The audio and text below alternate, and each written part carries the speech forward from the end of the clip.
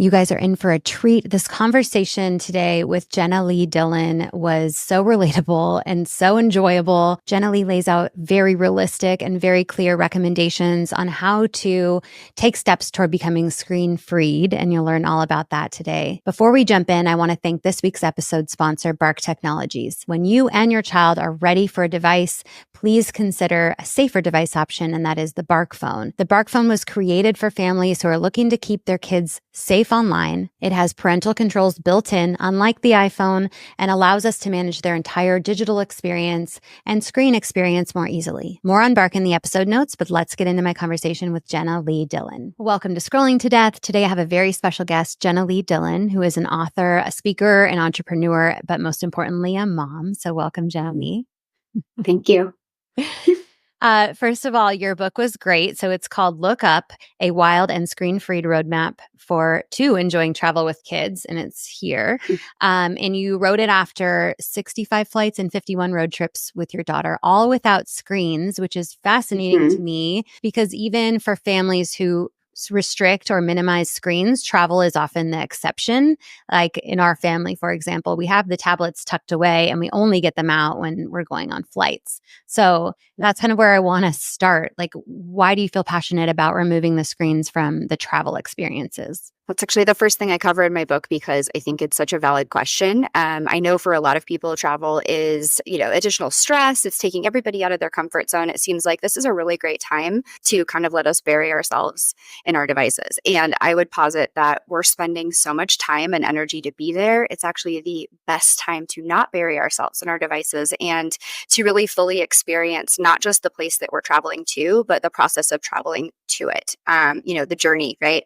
It's the journey and the destination. And I have found that our interactions with strangers, our like immersion in our environment, by our, I mean my daughters and and just our enjoyment of the travel is greater because we're like actually there. We don't see it as something to be avoided. We see it as another one of life's experiences, both the getting there and then once we're there. So yeah, I think we're all traveling to experience something we can't get at home. And so we should experience it. Absolutely.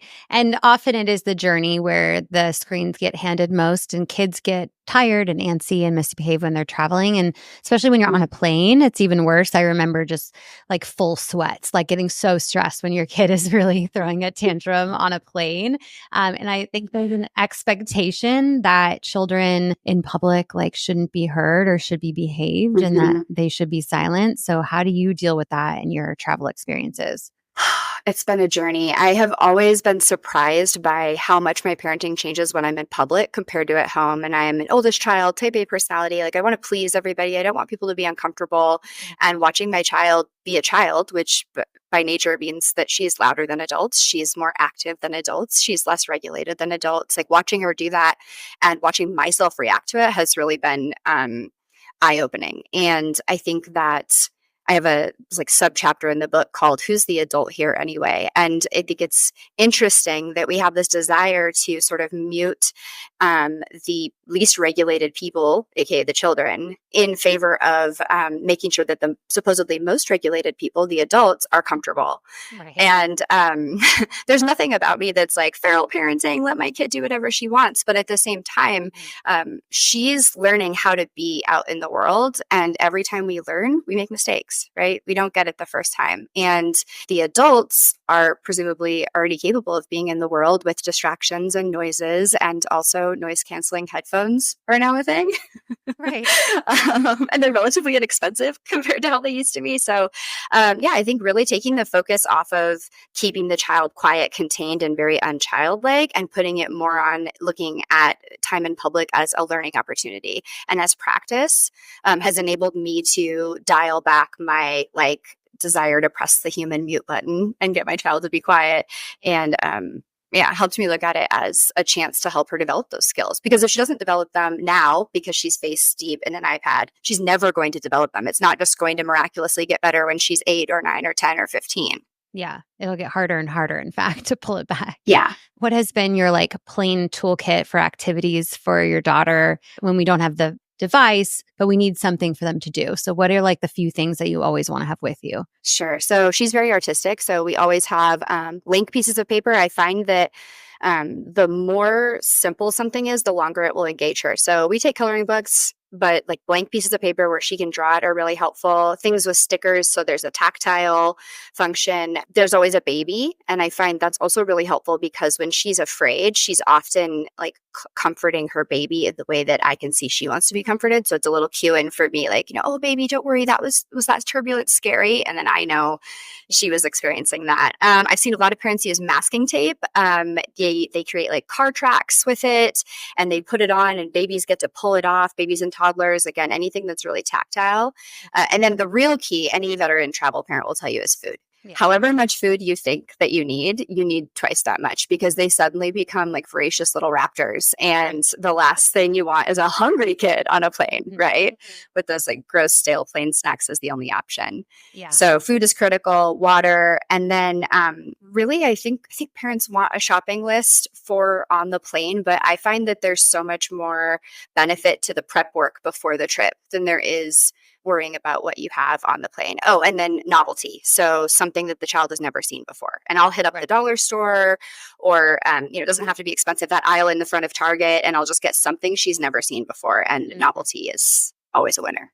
Yeah. Okay. So what about when you travel with other families? And this has happened to me within the last couple of years, and you get to your destination and you check into your house, maybe you're staying all together, and they are allowing their children to have devices during the vacation, but you don't want your child to use the device with them. So how do you handle that? Have you been in that situation? Yeah, we just went camping with a family who has very different relationship to devices than we do. And we have a saying in our family called, in our family, we do things a certain way and other families do it differently. And so we're always talking about that. We're always kind of noting the different ways other families eat, the different relationships other families have to being outside. And it's not a judgment. It's simply setting her up to expect that just because another family does it a certain way doesn't mean that we have to do it that way. And I think that's critical to learn in childhood, because once we get in the peer pressure situation, I want her to have that like understanding that just because someone else does something doesn't mean I have to, and I can be unique and different, and I'm comfortable there. So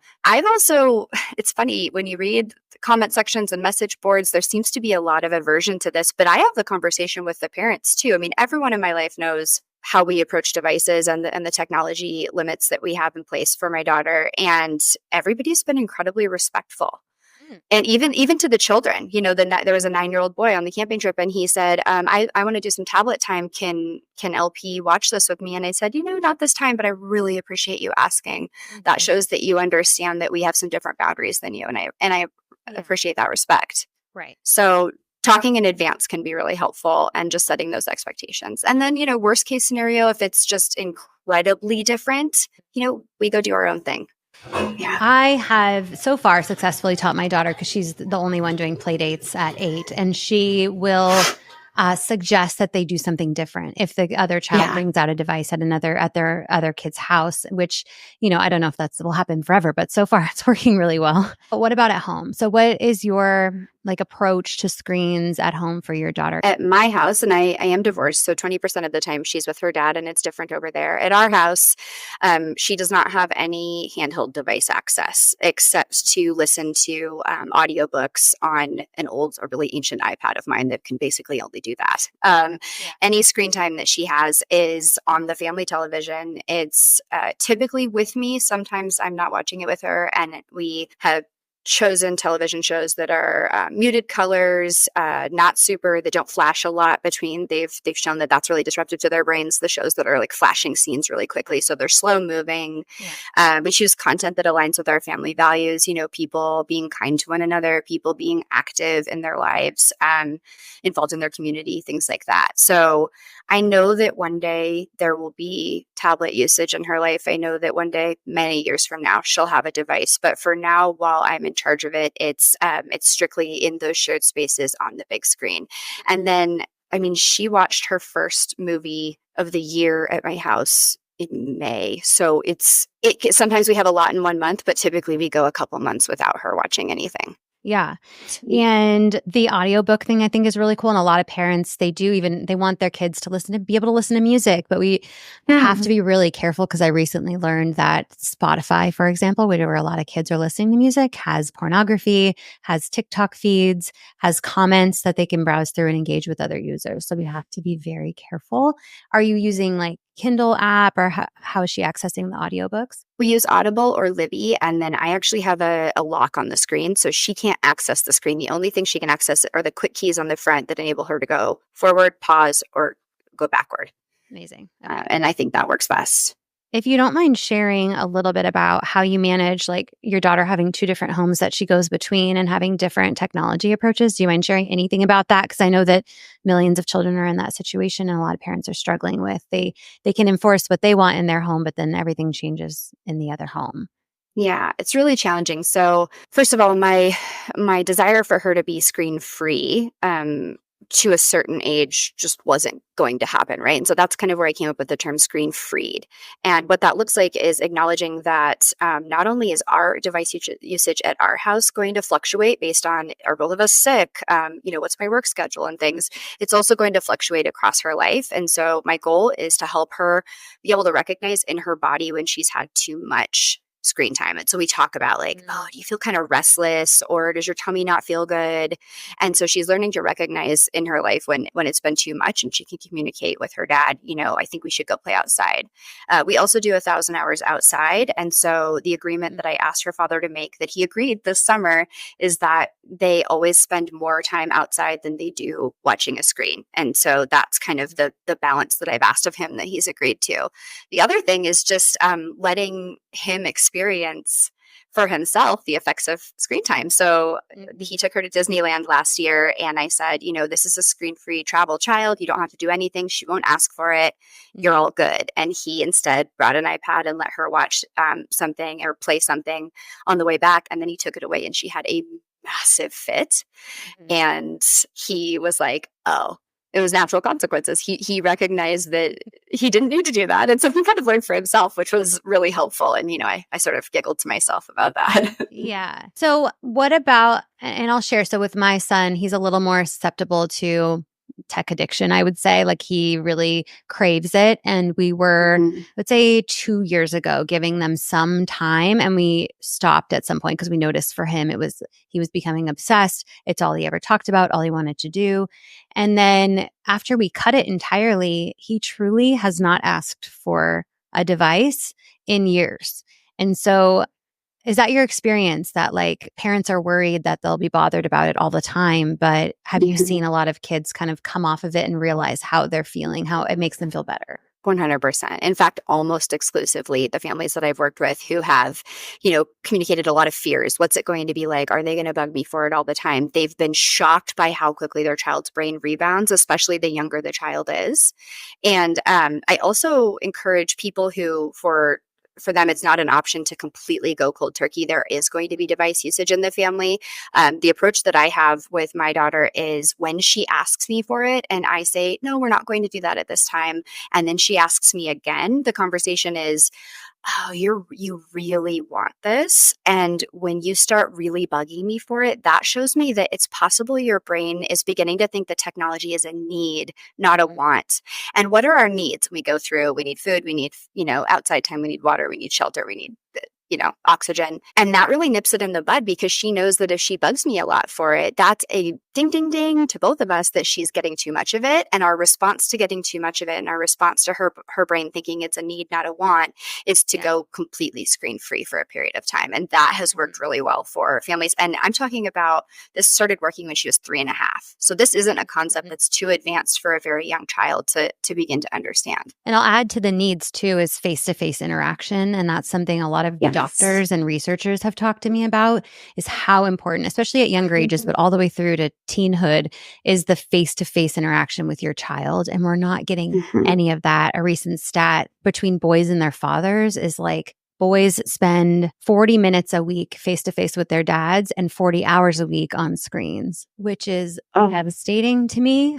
I'll never forget that one. I love how you talk about like just if you do have screens in the house, like more time away from screens meaning Yes. more time doing things together and doing things alone and being bored and creative, but also doing things together is so important. And it's hard. Our days are so busy. Like it's hard to find the time to sit across from them and play a game or just have a conversation and not be doing It 20 things at is. once because we're all master multitaskers at this point.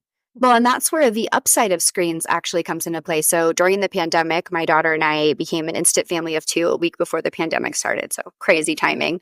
And we had a device a portal that we used to have dinner with my grandparents in Arizona and my mom in southwestern Colorado. And so once a week then, and even about twice a month now, we have dinner with them. And so I appreciate technology in that regard because my daughter's grown up knowing my grandparents almost as if they live here, having tea parties with them and doing puzzles with them. And they would read books to her, that we have the book and they have the book and they turn the pages together. And so I think it's really important to acknowledge that there are gifts of technology. Mm-hmm. And, when we talk about limiting screen time, I think the big pushback is this is the way the world is. Okay. And there are ways to use technology as a tool, a really helpful tool to facilitate some of that, those family relationships and that face-to-face conversation, even with people who don't live nearby. Yeah. It doesn't replace any of that. Like it cannot replace any of that. And a lot of the reports and research, when they talk about limiting screen time, they often use FaceTiming family as an exception. So I'm thinking about like just day-to-day life. And I've been struggling with finding a restaurant for our family that doesn't have screens all over the place. And Seriously. when there are screens in the restaurant, my kids are not paying attention to me. In addition to the fact that you look around, not only are there screens on the walls, but a lot of kids, most of the kids are on an iPad or their parents' phone to keep them quiet. How do you handle that? What do I do? I do steer clear of restaurants that have screens on the walls. It irritates me, right? And because she doesn't get a lot of screen time, I think that she's especially drawn toward literally anything that's on TV other than sports. She'll just get sucked in. And so if we can't avoid that restaurant, I try to position us where it's not in her direct line of sight. Sometimes it can't be helped. And that's where, there has to be flexibility in the world if friends want to meet at a restaurant where there's screens. But we are big restaurant eaters. I'm not a big cook. We love to go out. Yeah. And I have a bag for her, just like when I travel. I've always had a bag of things for her. And I try to include things in there that we both like to do too. So she likes to free draw, but I'm a big colorer. So we'll color together and then we're kind of chatting. And the hard thing that maybe some people don't want to hear is that I just made a choice that there are never devices at mealtime. And when the choice became when the choice felt like I had removed it as an option, it was actually easier to adhere to rather than like sometimes we have screens, sometimes we don't, sometimes we're on our phone. And then the most critical part of that is I model it. As much as I maybe want to like look up directions to the next place we're going or respond to that text that I saw come through on my Apple Watch, like I am absolutely adamant about modeling no screens, including myself at mealtime. So do you have tips about modeling in the home and kind of what are your rules for yourself at home with your screens? Yeah, I do. So there's no screens at mealtime. We don't have screens before bed for an hour or after waking up for an hour. She never has a device, but in terms of my limits, I have this box called an RO box and my phone can get set in there and you plug it in. And it's nice because it enables me to track my time away from my phone. I feel like I'm just always tracking all the bad things, right? Like I look at my screen time app and I see how much time I've spent on it, but I really appreciate the opportunity to track how long I'm away from it. And I actually, oftentimes this is the only time she's allowed to hold a device in our family. I'll give her the phone and I'll say, go put it in RO. And immediately the message that sends to her is, I am 100% present. I'm here with you. Yeah. And then she's, she knows about the book I wrote. We call it Our Book. She will call me on, Mama, I thought we were supposed to be screen freed. And the other thing I do, it's great. I have a little me in the house. Sometimes it's great. Sometimes I don't love it. But the other thing is I try to explain, I really make an effort to explain what I'm doing. So if I'm, for example, placing a grocery order, I say, I'm going to place a grocery order. It doesn't look the same as if we were in the grocery store where you could obviously see me shopping for produce. But I need you to understand I'm not just choosing to be with someone else or doom scrolling. I'm actually doing something that's a function of our lives. And sometimes I'll ask her like, hey, do you want me to add something to the grocery list? And then I add it. And so I do that with adults too, though. I just think it's respectful to let the people around us know, hey, I'm using this tool for a purpose versus I'm just exiting to not be present with you because I don't want to be here, which is the message we get, even if it's not true. Yeah. So what is your Yeah. relationship with, I assume you use social media for some things and to promote your book and things like that. Like how do you keep boundaries there? Because it can be easy to get stuck in that doom scrolling on social. Yes. Yes, it can. For years, I had a varying level of like control with that. And I think what finally ultimately did it for me was when I was getting ready to write this book. And I was like, okay, what do I want more than anything in the world? I want to write a book. I've always wanted to my whole life. And I want to be a great mom and I want to be in excellent shape. And I want us to be like, financially secure. And so what are the things that I need to do that contribute to those big buckets in my life? Yeah. And then how does social media fit in that? And it really, other than promoting my book and building Screen Food Revolution, it really doesn't contribute to those. And so that's helped. I also have absolutely no notifications on my phone for any social media. And then I have the apps removed from my home screen. So I have to go to the search bar and search for them and click into them. Yep. And then if I find that I'm like still struggling beyond those, I'll just sign out. And so that added step of needing to sign back in sends a message to my brain that, oh, that's right. I wanted to reduce this, and it's wildly effective.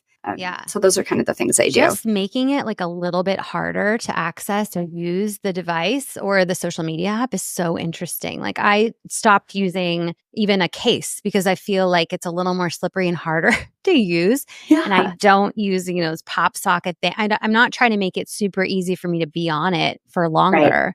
Like regarding going out in the world, like I stopped using AirPods because I'm like, I shouldn't be waiting in line and have to pop and have it be so easy to tune out and away from my surroundings, especially if I'm with the kids. Like that's a no. I leave it in the car when I'm with the kids. I don't bring it in coffee shops or wherever I am, unless I need it for a list or something. But I mean, there's so many little tricks that I feel like can be really make a big difference. Yes. Having it physically not with me is just critical. I mean, that just leaving it in another room, leaving it in the car, leaving it at home when I go to pick up and do school pickup and drop off, like those. Yeah, it's astounding how effective that is. Just not having that instinctive like ability to grab it. Yeah. And the creative ideas you have when you don't have a device with you. I think that's true of kids too. So you talk about in the book, and I hear all about this everywhere, is the importance of kids being bored. Often, I think the second a kid is bored at home, if they have free access to a device, they just grab a screen or are given a screen. What have you learned about the importance of being bored and like not pacifying them with the screen? Pausing here to talk to you about tools that can help you manage your children's screen time. That is the Bark phone and the Bark app. Bark uses advanced AI to scan your child's text messages, social media, images, videos, and audio for threats like drug content or cyberbullying, even child sexual abuse material or grooming. You don't have to scan through all of their messages. Bark will just send you an alert if something harmful happens. The effects of screen time on our kids can be worrisome, as we're learning from Jenna Lee today, but tools like Bark can give you some peace of mind. The Bark phone is the most customizable kids phone with text and social media monitoring built into it. It is the safest option for kids. But if you're going with an Android or an iPhone, it's going to be harder to lock down. So please consider layering on the Bark app, which is high-tech parental monitoring, also scans their activities for harmful content, and allows you to manage screen time. You can also block certain websites and apps and a ton more. More on Bark in the episode notes, but let's get back into my conversation with Jenna Lee. Boredom is an opportunity. It's my favorite thing to say. I say it to my daughter all the time. She hates it, but it's true. It's an opportunity to find out more about our environment. It's an opportunity to do that like really important, deep thinking. It's an opportunity to be alone with ourselves. It's an opportunity to hear the voice inside of us. That's our intuition. That's our creative voice. It's an opportunity to use the things around us to be entertained by it. It's an opportunity to discover things about ourselves. I discovered that I love slam poetry because I was setting this time aside to write, and then I didn't really have anything to write for work or for my book, and I started writing, slam poetry. So I think that we build a slew of skills, right? Like self-regulation, imaginative play, creativity. We build cooperation with others. I mean, a device is such a singular, for the most part, it's such a singular, isolating experience. Whereas when we don't have that opportunity, maybe we go bug one of our siblings. Maybe we go introduce ourselves to the neighbor. Maybe we go pull one of our parents off their device and get them to hang out with us. And so the opportunity for connection to other people and connection to self is just critical. Yeah. Okay. So I wanted to ask you, because this is so topical, what does your daughter's screen access look like at school, and how are you managing that balance? So this is how I found myself crying in my kitchen last August, tears of joy, because I toured most of the schools in the city I live in, and every single one of them, she was going into kindergarten last year, and every single one of them put children on devices for a minimum of 25 minutes a day. And a number of schools actually used, which this is just astounding, actually used screen time as a reward for Yes. completing their work. My son's kindergarten class did that. So like rush through the work that is actually the tactile, like functional work that you need so that you can get to the screen. It blew me away. And so I'm a single mom, I'm a single income household. And last July I was faced with, like, I might have to homeschool my child. And I don't think our personalities are equipped for that. And yet we're going to have to figure it out. And then last minute I found a Waldorf school. And so we went on the wait list. Yes, we went on the wait list, and we were 13th. And I thought, oh, we'll never get a spot. And they called me a week before school started, and she got a spot. And so, yeah, so it's just, I mean, I'm sobbing tears of joy. It was great. So they're device free until 5th grade. They do start to introduce devices in 6th, 7th, and 8th, because the children have to matriculate into a high school afterward. And so it's a public Waldorf school. It's pretty close to traditional Waldorf, but not exact. Okay.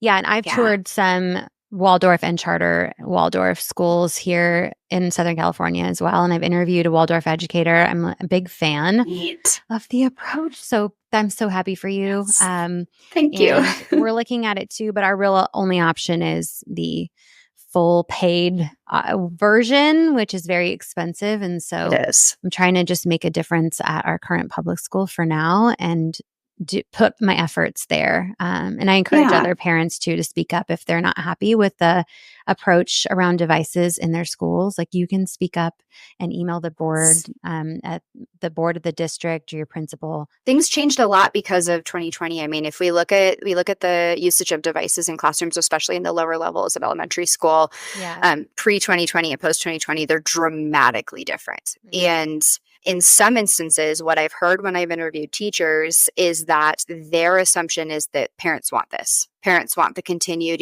there's this idea of device readiness, right? That somehow children, if they don't have access to a device very young, they won't be able to function in this super device dependent world as adults, even though that's hilarious because I'm a millennial. My generation invented the technology we all use, and we didn't have it until middle school, some of us even high school. So it's kind of...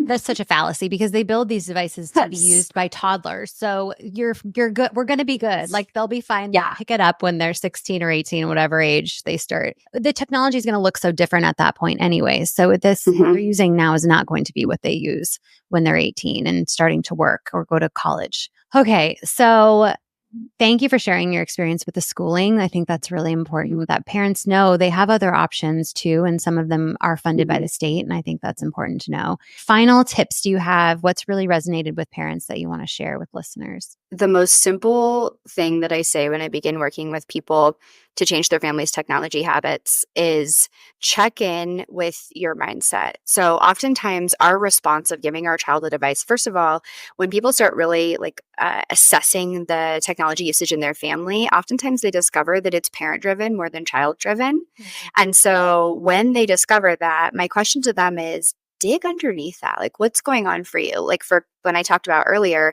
I discovered that it was really important to me that we were not disruptive, and that we were liked, and that we were seen as respectful in public.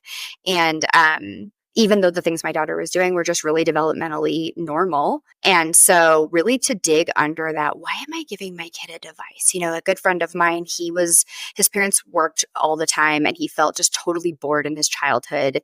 And so he realized he didn't want his children to suffer the pain of being bored. Mm-hmm. And so he was offering them a device. And so I think the bravest thing a parent can do across the board, it has well beyond technology, is really dig underneath our behaviors to understand, like, what's the belief that's under there? What's the mindset that's fueling that? And did I choose that? Or was it handed to me by a society that said my kids should be seen and not heard? Was it handed to me by my, by my parents who were parenting totally different than I want to parent, but that's still ingrained in us. So, and pushing past that, it's just the way it is. Like I hear Right. that all the time. Like your kid's going to be left behind. It's just the way it is. There's nothing we can do.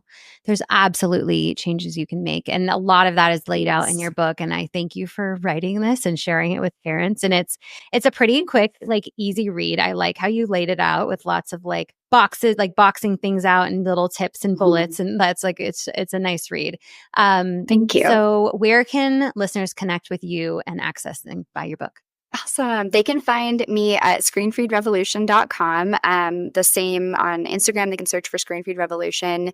And then I do have an awesome Facebook group called Wild and Screen Freed Families. And that's accessible from the link tree in my Instagram bio. And that's just a great place to go for advice from other families. I know how I do it, but obviously there's countless ways to travel with reduced screen time with a family, and especially for different ages. So great advice, awesome community there. And then my book is on Amazon. It's also in my Instagram link tree and all over my website. So that's where they can find it. Jenna Lee, thank you so much for having this conversation. Listeners are going to be learning a lot from you, and I hope they purchase your book and take these practices into their families and reflect on kind of their own decisions. I love how you shared how it's kind of comes back to the parent and our beliefs, and I think that's a really important lesson to reflect on. So thank you again for doing this. Thank you for everything you're doing on behalf of parents and especially children. I just admire you so much, and I'm really grateful to have gotten to talk to you today. Thank you, Jenna Lee. That's so nice. Okay.